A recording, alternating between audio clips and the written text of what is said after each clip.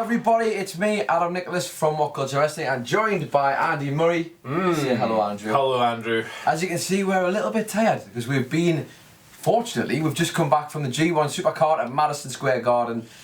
An absolutely incredible show. What a banger. Apologies, we have just returned, as you can see. Nothing fancy here, nothing like last night, but to be honest, quite nice after a lot of noise and popping my tits off for the last, God knows how many hours, 5 hours? Five and a half we were sat in Madison Square Garden, and then we missed the first 15 minutes of the show. It started early, so it was a long show, and yet I was just enraptured throughout. I'll be honest, it's all meshed into one, but we're going to try and bring out the best moments that have happened over the course of the night, and this is going to give you what went down from the show, the G1 Supercard at Madison Square Garden. So Murray, let's start with the very first match that we saw. Obviously, as we said, the women's match we managed to miss because we got in there a little bit later than planned. It was the Stardom 6-woman tag, I believe. It was indeed, but we had the pre-show, the other match that was on there, was the battle with the Rumble. The Honor Rumble. The Honor Rumble that was on there, and big focus here for us because especially Andy Murray was very excited to see what could potentially be the last time any of us will ever see Jushin Liger kicking about. Yeah, of course he's retiring after the next year's Tokyo Dome shows on January 4th and 5th, so it was a really great chance to see him in such a big arena, and when he came out the reaction was absolutely thunderous. It was crazy. I think everybody in there, but not possibly the biggest response that an old legend got during this battle. Yeah, the Great Muta was in this match. This guy had a double knee replacement like 12 months ago, if that, something like that. And he's in here, and he gets to the final three. So the way the match ends is, it was a big bad banner match. It was boatloads of fun. There was all kinds of cool, just entertaining things going on. An immediate moment for to realise how incredible the fans were at this show. Like literally from the word go, it was we were at NXT last night, and the audience was completely different in terms of the energy. I felt like there was so much more to begin with. From the opening gun, it was nuts. And Madison Square Garden just made it for what a great place to do it all. Yeah, it's a phenomenal venue. I've visited the venue once before on a tour. Experiencing a sporting event there it's incredible. It's such a polished, nice, and of course it's a historic building. It's the world's most famous arena and all this other stuff. It felt fancy. It wasn't fancy, but it felt fancy because it was like, this is a piece of wrestling history. It did. It felt regal. Like it felt like you were sitting almost in this sporting museum watching this match. But the match boiled down to, it was Jushin Liger, what we thought was Jushin Liger and the Great Muta battling out. Huge reception for that. Battle of the Dads, Battle of the Legends. And then in comes Kenny King, who entered at number 1, spent the whole match hiding out, presumably under the ring. Specifically requested to start at number 1. Yes, he did indeed, that cheeky little scamp, and he just threw the Dads out in one, didn't he? The cheeky little heel. Literally, but that moment was really great though, because we were all very excited for what might be between this showdown, and then Kenny King just came up, ruined it all, took them all over the top rope, and that was that. Job's a good one, and that was the end of the pre-show, and then we moved on to the first match of the night. Our boy from our Isles, Mr. Will Ospreay, taking on Jeff Cobb. Title versus title match. Well, not title versus title, but both titles on the line in this match. And if you wanted an opener for a night, this was it, wasn't it? Yeah, this was phenomenal. Like, this match, like, I'm speechless now even just thinking about the damn thing, but it was Will's never openweight championship against Cobb's Ring of Honor TV title, and these guys complemented each other absolutely beautifully, as I thought they would. Like, Ospreay is this phenomenal freak athlete. He spent most of the year becoming a more hard-hitting, a more focused. He himself has removed the Ariel from his nickname and just become the assassin. He's been bludgeoning people with his hidden blade elbow strike. I mean, he's looking bigger as well, isn't he? You can tell he's spending time trying to get bigger. He's hench. There we go. Michael Sidgwick on the bed. Hello. Michael Sidgwick committing there. I can't match the enthusiasm of how I reacted to this on the night, but there was a spot in which there was some kind of reversal. There was so many where I was literally about to shout, "Oh my God!" but something else happened before I got to God, so I went, "Oh my God!" I did match the energy, so there we go. That's that for you. You match the energy.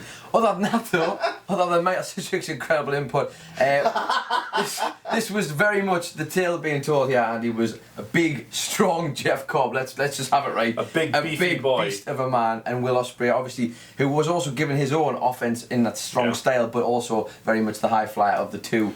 And it just went together so well. And I think you said, Sidge, would you have given this one, was it 5 stars for you? I went 5 stars. You went 5 stars? It was the perfect opener. It was just it didn't exhaust you. Like, I think in comparison to the NXT match last night, it was a bit too long for like an opener. Yeah. And I love a classic opener. I think it would have went like 15 minutes. I'm not sure off the top of my head. Just the amount of great storytelling in just spots. It's just absolutely unbelievable. Yeah, Will Ospreay's a freak. And I think if anyone can reach that Kenny Omega level in the next 2 years, it's clearly him. It's just unbelievable. Jeff Cobb, too, is a goddamn freak. The stuff that guy can pull off. Like, we're used to him, in the words of Adam Nicholas, we're used to seeing him throw men around the ring like an empty tracksuit. But, like, him and Ospreay just complemented each other so well, because Ospreay can use that freak athleticism to flip out of his throws and his suplexes and land on his feet. And that forced Cobb to do mental things, like a top rope tour of the islands, for God's sake.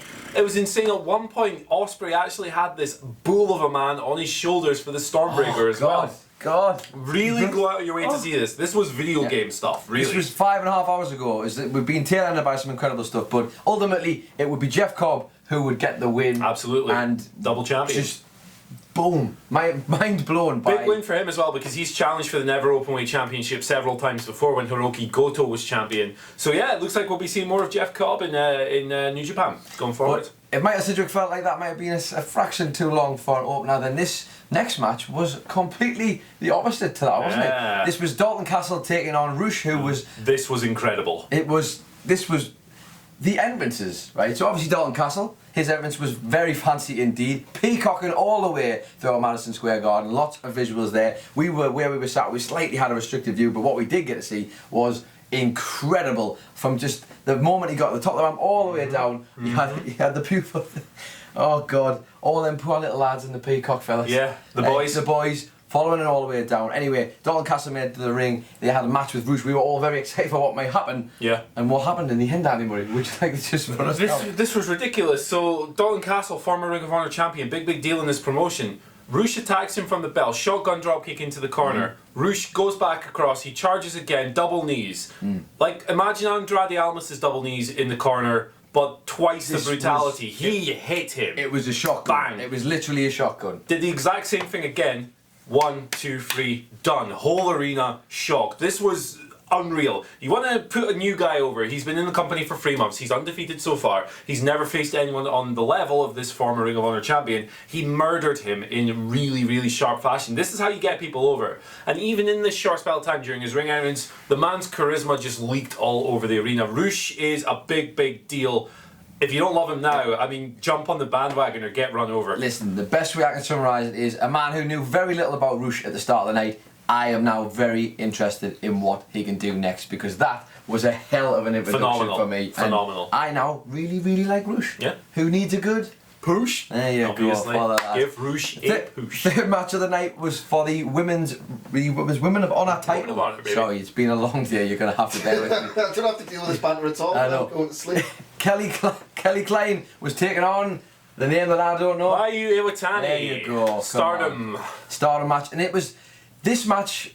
Unfortunately, we're not going to be able to give you a huge rundown on this one, because during this match, unfortunately, there was a massive incident that happened. Basically, another incident happened in the wrestling world that completely impacted this. The entire arena was distracted because over at the Hall of Fame with WWE, Bret Hart had actually just been assaulted and attacked by a fan. Jumped by a fan during his Hall of Fame speech. It's crazy. And it's ridiculous. Just unbelievable. We were sat just within the vicinity of Pro Wrestling Sheet's Ryan Satin, who was frantically trying to cover all bases with this, and it was just everybody was distracted by this match. Everybody was on their phone trying to see what was going on.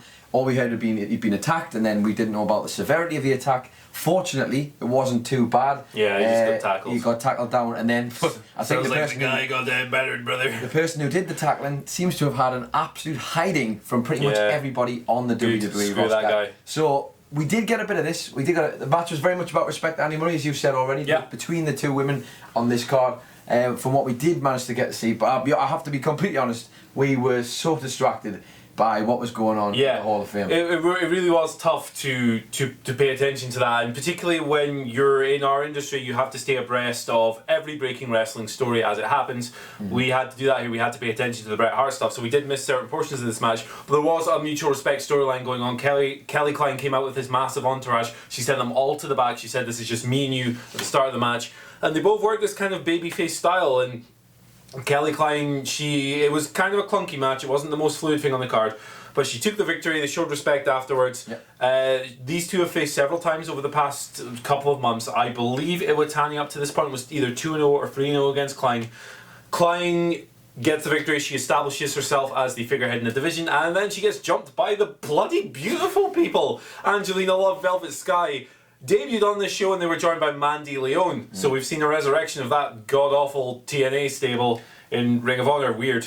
And it was, from what we managed to catch, it was actually pretty good. The match story were telling was pretty good. They did some good stuff. I feel bad for them because I feel like a lot of people in the arena, we're probably also similarly distracted by this, but I guess there's not a lot you can do about that, but they seem to put on a good enough show. Next up, we had a match between Bully Ray. He was set initially to take on Juice Robinson, but there was a beatdown earlier in the night, and so Flip Gordon was appeared as his replacement in this match, but it all went awry quite quickly, didn't it? That match started, but before anything could really get into it, there was interference from the boys at the back. It was Silas Young and Shane Taylor. Silas Young and Shane Taylor came down, beat down on Flip Gordon, and as a result, it would be Juice Robinson and your boy Juice Robinson. It was Haskins. Mark Haskins. How can you forget? Defiant Wrestling. I'm sorry. What I had. Let it go, man. Let it go. Sorry, Mark. Anyway, they came down and the whole thing ended up being put into a 6-man tag match, which was bloody wild, to be honest. It was nuts. There was weapons for days. There was trolleys full of weapons. There was tables. There was kendo sticks. There was a wooden pallet. Wooden pallet, as in on a bloody forklift. A wooden pallet came into the ring for some play. It was mental, and ultimately there was a little throwback to the Tommy Dreamer spot with the canes. Yeah, the kendo sticks. What do you call the word? I don't know. You can the do breaking it. in TCW. That's not the word. Whatever. We all know what we're Initiation. Talking about. There we go. We all know what we're talking about with that. But after what was just literally madness for about 10 minutes, I think, maybe a little bit more, it was Flip Gordon and the boys ended up coming out with a victory. Juice Robinson's Lifeblood chaps get another one on the belt. Yeah, this was fun stuff. It was a technical classic, but it was just a fun plunder brawl, man. It was like an old WWE style hardcore match. The one scene I will always remember from this match is Shane Taylor, for some reason, taking an unprotected chair shot straight to the head. But that wasn't the craziest bump we saw on the show. We'll get to that soon. It wasn't. That's coming any minute now. And I think let's move on to our next match that we have. Yeah, sorry, just let me find it on our list, because there's so many from this show. God damn it, I'm tired, I need to go to bed. It was the triple threat match. Junior heavyweights. The junior heavyweights between Dragon Lee. Sprint. Literally a pure sprint, if ever there was one. Between Dragon Lee, Bandito, and Ishimori. What absolutely crazy guys, these crazy guys. I'm going to let you take the fight this one. I think this weighed in at less than 8 minutes. I think it was somewhere around the 7 figure. I'm sure someone will correct us if we're wrong. This was insane. This was absurd. This, for me, had shades of the All-In main event, in that they didn't have a lot of time, but they just emptied the tank. They went in from the very first moment. It was laced full of absurd spots. The fluidity between these three guys was amazing. The way they were rolling into different moves on each other as a trio. We're used to triple threat formats being kind of lazy. One guy will take a break on the outside while the other two wrestle, and then they'll swap over. There was none of that here, really. They just went at it non-stop from bell to bell. There was absurd spots. The moment when Bandito had both men on the top rope in his grasp, and he hit his weird fall away Spanish fly thing with 2 men in his arms, flipped over the top and didn't die. That's absurd. This was a great match, and of course we have a new IWGP Junior Heavyweight Champion in Dragon Lee. It was just a sprint, wasn't it? It reminded me actually of a really much more compact version of the Heat, the show that NXT put on. Half-time Heat. I was going to call it Harlem Heat, and I was like, that's not it. That's a tag team, you idiot. It's the wrong time of night. Anyway, next match that we had was a mass tag team match. Again, another notable thing happened here, but we'll get to that at the end of the match. This was a match between LIJ. It was a match with the Guerrillas of Destiny, the Briscoes, and Villain Enterprises, which obviously had PCO and Brody King. This was just as hectic, to be fair, but for completely different reasons than the match we just saw before, the triple threat. There's the tag team wrestling, fantastic stuff. Lots of combinations between all of the guys involved. All looking just bloody great, to be honest. It looked like they'd seen that junior heavyweight sprint and decided, hey, we can do better than that. And they didn't. They felt like they were going at a similar pace and actually were matching it quite well. And these guys are heavyweights, every single one of them. Like Brody King is someone like 6'6" or something, and this guy's doing flip dives over the top rope. It's insane. This was a mental match.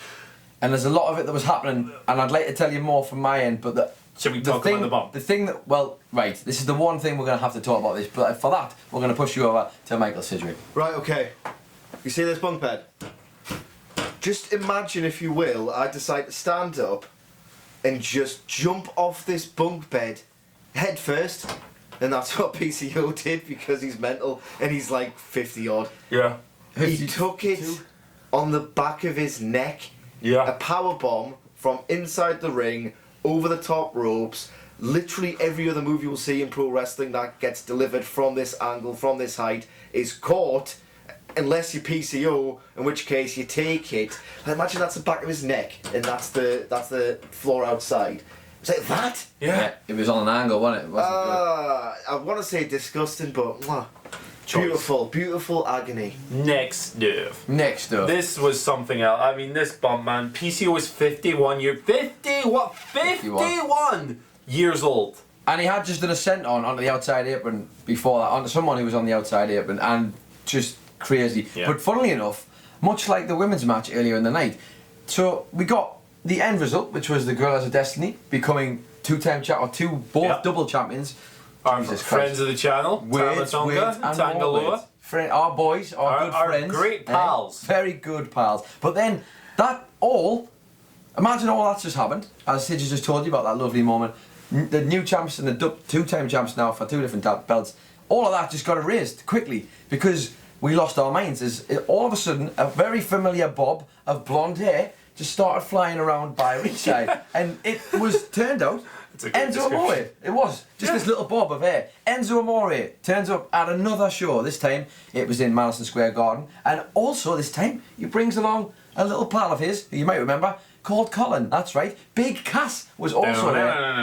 Now we're fairly sure at this point maybe that this was a work, because we hope it was, because if it wasn't, then my mind is just blown. Yeah, if this was a work, consider me worked. This was incredible stuff. Like, in the arena, I have no idea how it came off on camera.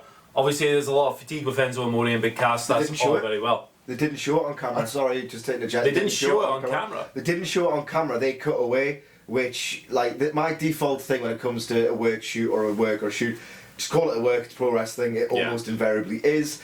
And either, again, it was just so perfectly worked if it was a work, because I think the idea of lingering on the performers while they're doing it is just completely undermines the premise. So I think personally they were trying to put it over. The best thing about that default opinion is that if it turns out it's a shoot, well, that's only true 2% of the time. So you're not an idiot. Say what you want. No. So at this point though, I can't explain it like that.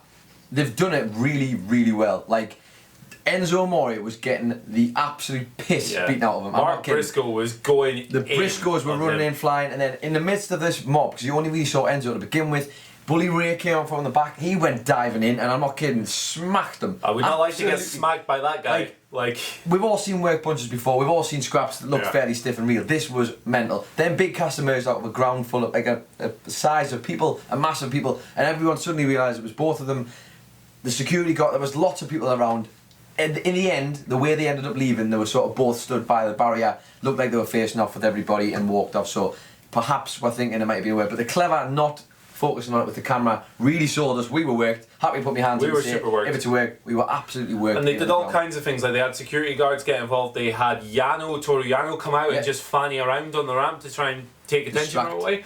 The one thing that makes me think, I mean, it's almost certainly a work, but the one thing that kind of sells me on that is the fact that while the security guards were out there, they didn't exactly pile on like you'd expect them to do, like we saw at the Hall of Fame ceremony. I'm sure we've all seen the clips of that, all these wrestlers piling in and stuff. That's what the security would normally do. They didn't exactly try to eject these guys from the building. Probably a work, but really exciting stuff. And equally, you could argue the beating probably looked very similar to what was happening to the person who tackled Bret Hart, that was happening to Enzo Amore, or very similar, and all just very crazy. Yeah, mental. Right, next up, we've got 4 matches to go. We're going to try and get through these a bit quicker, because we are very aware that this is just starting to get quite a long video. But next up, we had Hiroshi Tanahashi up against Zack Sabre Jr. was the match. This was for the Rev Pro British Heavyweight Championship. There you are, as told by your man Andy Murray. And quilled in at ringside, lovely stuff. Amazing seeing Tanahashi live, amazing seeing Zack Sabre, but we've seen him before. For me, it's first time seeing Tanahashi. What a presence he had. The crowd were well into this, very much so. Both guys massively over with the fans. And what else? What were you expecting these two? Technical wizardry from Zack Sabre Jr. of all different angles, and Hiroshi Tanahashi, just the presence, the literal presence of the man. Man fills the room. Amazing. Yeah, this was great stuff. It speaks to the caliber of performer that we're talking about here, that they were able to like hold the crowd's interest after the craziness of that Enzo spot. This was a more methodical match, not the most methodical match on the show. We will get to that. Really great stuff from two absolute masters. It was, of course, a rematch of the recent bout in the New Japan Cup, which Tanahashi won. Well, here Zack got himself a measure of revenge. He beat the Ace. He tied up 3 of his limbs in a submission hold, so he had to verbally submit. And he celebrated it like he'd scored a last-minute winner. He hopped to his feet like, yes! And then fell backwards because he was exhausted. Really great stuff from two absolute masters, and it was awesome seeing Tanahashi live. I think we celebrated fairly similarly, to be honest. Yeah, we had pride in Zack Sabre Jr. being British. We really got into that. It was like, thank you, my brother. Bring the belt back for the boys. Great wrestler, great politics, great guy. And then, if we're going to move on swiftly to our next match, this was one of the matches, if not the match of the night for me. Ibushi versus Naito. This was the best match I've ever seen live. It was incredible, and to be honest, I can give you, but I know you really like this one. This was phenomenal. Yeah. This blew me. This really blew me away, and I try not to go too over the top with criticisms and praise and stuff, and not to exaggerate too much.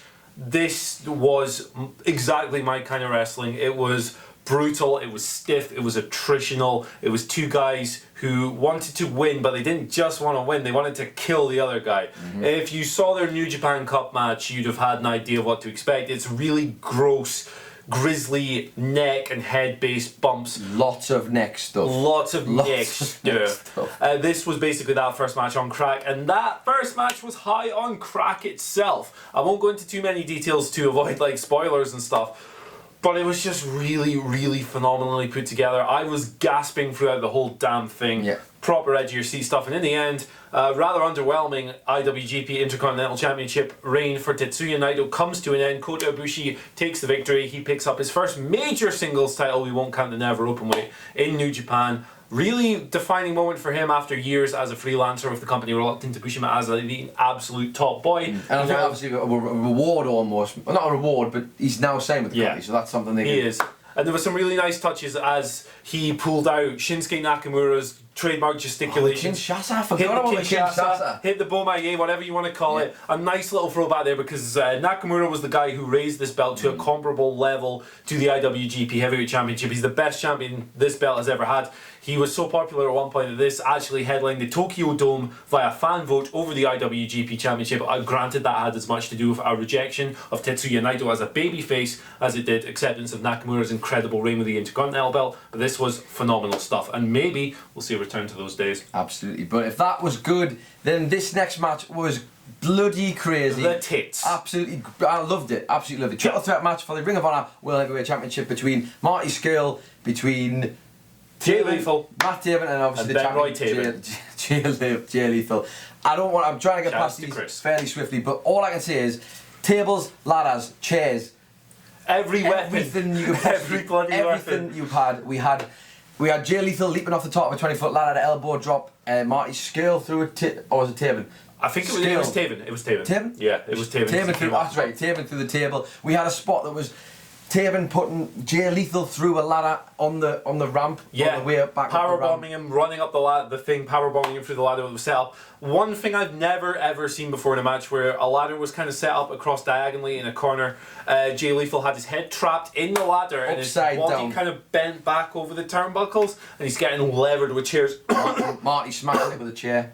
A couple of notable things in this. Matt Taven's heel work, phenomenal. That building hated him. Absolutely hated him. The fans were super into this one as well. This was a big one. 100%. Yeah. And he was doing some really great stuff. He was like cutting off Marty Scurll's signature spots. And shout out to Marty Scurll as well. He did some really good stuff selling an injured knee. It prevented him from climbing. It prevented him from hitting a lot of signature offense. He really struggled on offense. That was really good work from him. And he was unsuccessful. He was the most over guy in the match, but he didn't win this match. In the end, it was Matt Taven climbing up his big purple ladder. The chorus of boos. The chorus of boos. But honestly, you can only sit back and marvel at the heel work, because Taven had the fans right in there. Yeah. Jay Lethal was chucked at the end, chucked off the top of a purple ladder onto a steel ladder that was stuck in the side of it, smashed his back. Absolutely mental stuff. Crazy. And that was that wasn't even the end match. That wasn't even the final note. The final match of the night was Kazuchika Okada taking on Jay White for the IWGP World Heavyweight Championship, and oh my sweet, tits, good lord, we saw this match live. We saw Kazuchika Okada, and I'm just going to give you the champion. Yeah, he's back. He's back. The King is back. The Rainmaker's back. No longer broken little Kazu, all this stuff. Yeah, this was really great stuff. The story of this match heading into it was that Jay White had Okada's number. He was 2-0 against him in big singles matches, that being the G1 Climax and at Wrestle Kingdom. But Okada has been on this long, long road to redemption since losing the IWGP Heavyweight Championship, ending that reign, Kenny Omega taking the belt from him. And this was him just finally reaching that final point. The match was a classic style New Japan main event. It was slow, it was methodical, it was a chess battle, it was careful. It built and built and built. It started off really like the slowest pace you can imagine. Jay White doing everything he possibly could to evade everything Okada tried to do. Just winding the fans up, making the crowd hate him even more. Stalling, kicking out the ring, getting Gedo involved. Brilliant stuff. And by the time the signature spots started coming out, we're talking Okada's dropkick, the tombstone, the Rainmaker clothesline, of course. There were a couple of Blade Runner spots as well. Really heart and mouth stuff towards the end. A textbook New Japan main event. If you're into that style, you will love this match. One of the best matches of Jay White's career so far. And the King is back. Okada is the champion. And it closed the show on a fan-pleasing note. And we got to see the Okada little camera pull from hard cam with the rear. Brilliant, Eddie there. Absolutely amazing stuff. But listen, I am absolutely exhausted now. I know he's put on a brave face, but he's really tired as well. Baby. And that was what went down from Madison Square Garden, the G1 Supercard. Brilliant show. Was it better than NXT TakeOver? I'll put you on the spot. I have seen my favourite live wrestling event ever now 2 nights in a row. This was leagues above TakeOver, and I loved TakeOver. And that's your endorsement for the night. I have been Adam Nicholas. I am apologetic for the state of us, but listen, wrestling's great. That's all you really need to know. So are you. And this is. And you. And this Chris is. and Sidgwick. Try to end a video, and this guy just keeps doing his shtick. Yeah, another minute on. Go on. Bye. That was what went down.